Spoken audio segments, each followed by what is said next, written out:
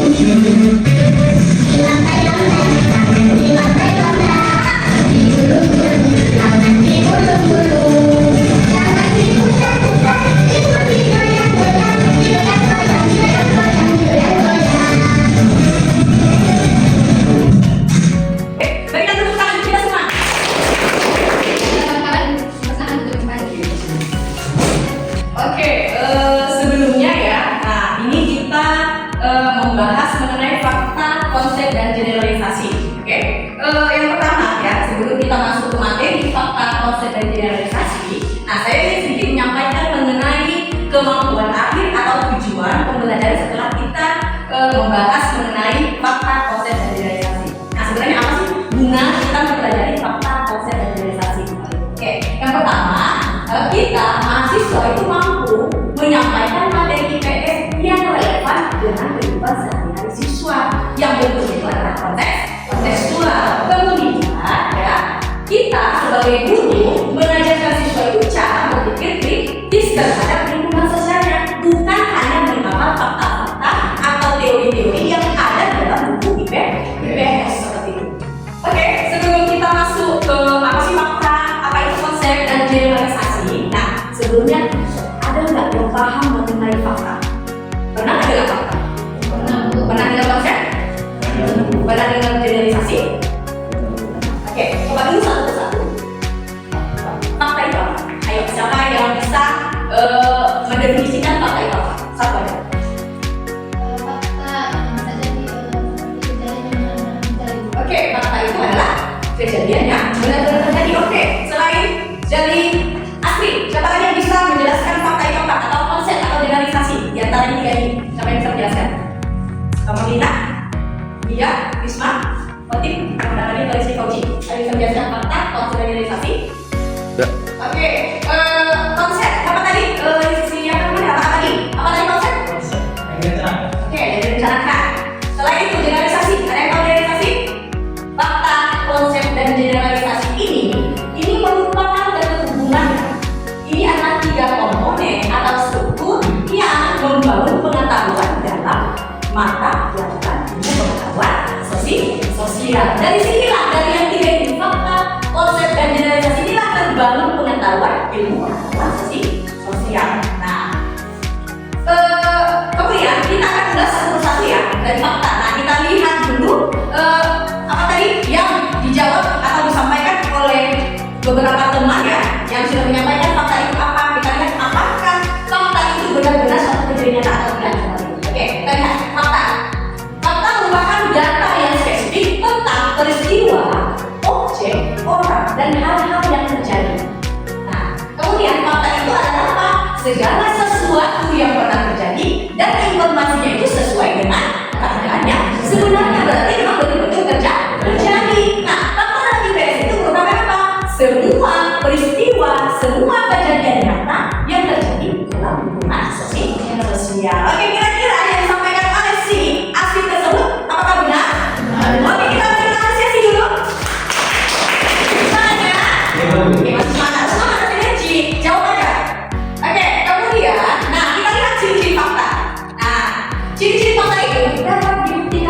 kebenarannya. Jadi kalau tidak dapat dibuktikan kebenarannya berarti ece-ece.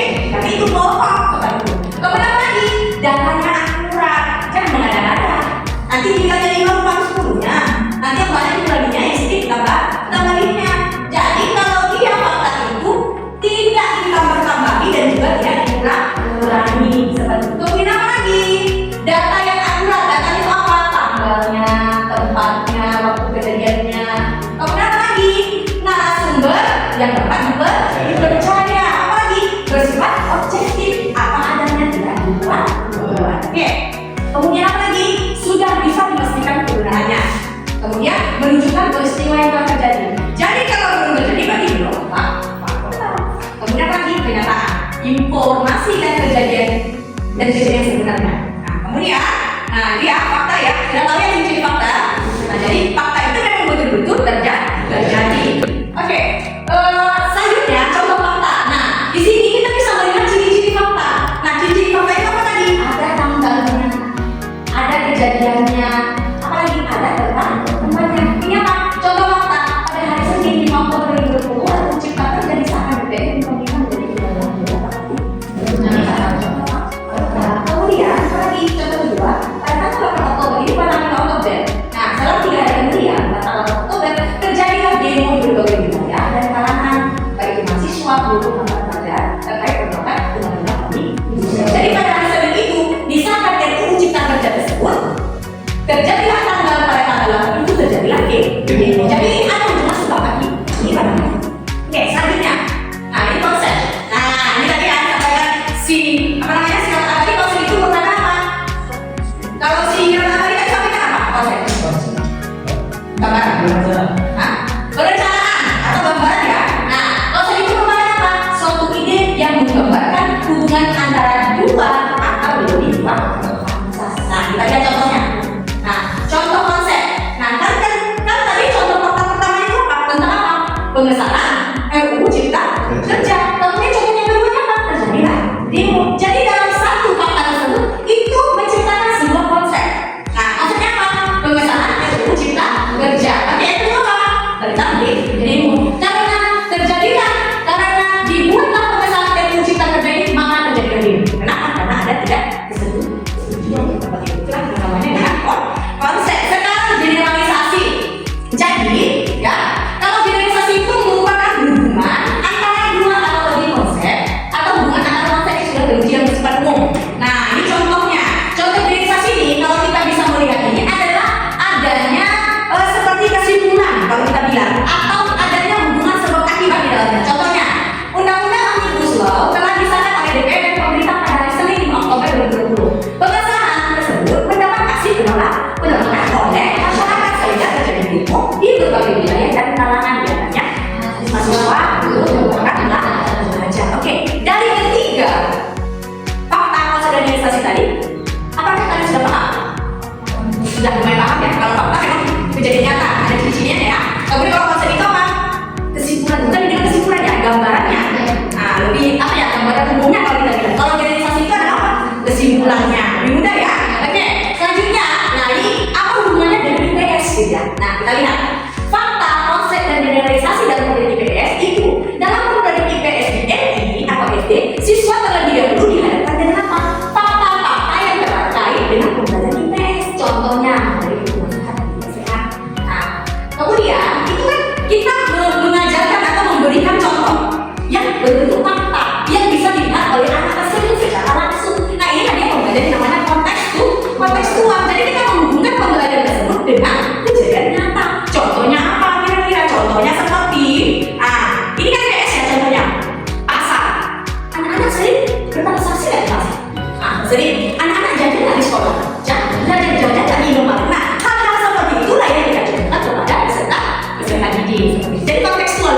Kemudian siswa dalam mempelajari materi tersebut diajarkan berdasarkan fakta, yaitu bisa dengan mengamati lingkungan sekitar. Nah, contohnya di dalam rumahnya lingkungan kita lah. Dia menemukan apa? Satu fakta. Contohnya buku yang berserak mungkin atau kursi yang tidak tersusun rapi dan lain sebagainya. Itu adalah salah satu fakta. Kemudian ya, guru meminta siswa menggali konsep-konsep dari pengamatan tersebut. Contohnya tadi, kalau dilihat di luar sana ada sampah kotor, sampah berserakan.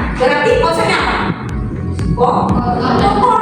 Nah, kalau dia melihat di sini di ruangan ini rapi, bersih, berarti bersih dan rapi. Kenapa? Karena bisa dilihat dari ciri-ciri yang berasal dari fakta. Nah, kemudian selanjutnya siswa tersebut menceritakan atau mengeneralisasikan penemuannya ke depan kelas guru ditanya jawab. Jadi ya, hubungannya fakta, konsep, dan generalisasi dalam pembelajaran IPS itu adalah bagaimana kita membawa siswa itu untuk memahami fakta, yang mana fakta, kemudian menyimpulkannya dengan konsep dan menceritakannya kembali, yaitu generalisasi. Bisa dipahami? Oke. Tadi kan sudah paham ya mengenai fakta, konsep, dan generalisasi dan juga beserta contohnya. Nah, sekarang ini coba ya Anda sekalian itu mencari sebuah kasus ya, sebuah kasus. Nah, di dalamnya itu carilah nanti di mana faktanya, di mana konsepnya, dan di mana generalisasinya. Bisa? Oke. Kelompoknya coba dulu buat kelompoknya, buat dua kelompok aja lah, 3-3. Oke. Bagaimana, sudah selesai?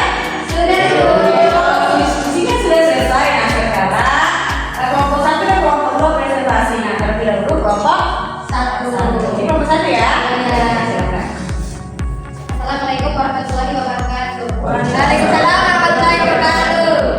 Baiklah, kami akan mempresentasikan hasil dari diskusi kami yang kelompok 1, yang dimana faktanya adalah kebakaran di Kelurahan Cipangan pada hari Sabtu tanggal 9 bulan 7 2025. Di mana konsepnya yang itu telah terjadi kebakaran hebat. Adapun generalisasinya, karena kebakaran tersebut menghanguskan 4 kios di permanen serta 1 unit rumah dengan kerugian ditaksir hampir mencapai setengah miliar. Oke, silakan kelompok 2 menanggapi dari kelompok 1. Apakah fakta, konsep, dan generalisasi tadi sudah sesuaikan dengan kasus yang telah dibahas oleh kelompok 1? Bagaimana? Assalamualaikum warahmatullahi wabarakatuh. Waalaikumsalam. Kita dari kelompok 1 sesuai dengan fakta sama konsepnya dan generalisasi nyata paten. Oke, berikan tepuk tangan ke kelompok 1. Oke, kelompok 2 silakan presentasikan hasil diskusi kalian. Kemudian kelompok 1 menanggapi hasil dari diskusi kelompok 2. Silakan. Assalamualaikum warahmatullahi wabarakatuh. Waalaikumsalam warahmatullahi wabarakatuh. Kami akan menyampaikan hasil diskusi kami.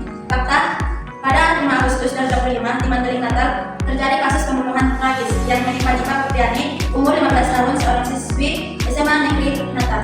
Konsepnya pembunuhan, generalisasi, peristiwa tragis hilangnya Dipa selama 2 hari, kemudian ditemukan dalam keadaan tak bernyawa di lokasi perkebunan sawit di Sikalakara. Terjadinya pembunuhan Dipa diakibatkan untuk melunasi hutang pasalnya.